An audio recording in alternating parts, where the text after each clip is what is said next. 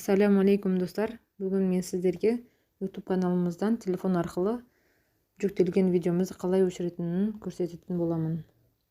YouTube'ға кіреміз. Оң жақ жоғарыда өзіміздің каналымызға кіреміз. Осы жерден мой каналға кіреміз. Мына жерде сіздердің жүктелген видеоларыңыз тұрады.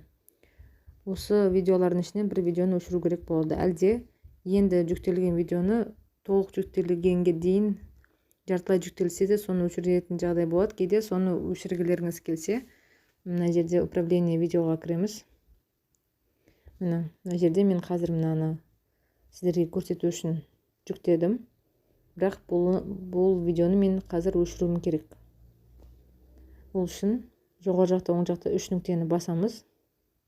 Мына жерде мына удалить видео деп шығады. Осыны басамыз. Міне удалить видео, отмена. Осыны удалить дейміз. Міне видео удалено. Жерде сіздердің жүктеліп жатқан видеоның шетіндегі 3 нүктені басаңыздар, міне сіздерге удалить видео деп сразу шығады.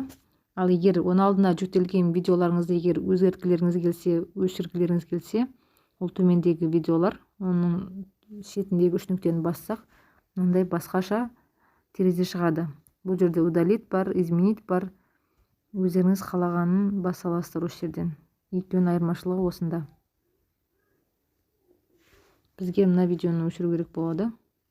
Міне сразу шықты удалить видео деп өшіреміз. Егер сіздерге осы ақпарат керектеріңізді жарап жатса, лайк басып, каналыма тіркеліп, қоңырауды баса кетіңіздер. Рахмет, сіздерге сәттілік.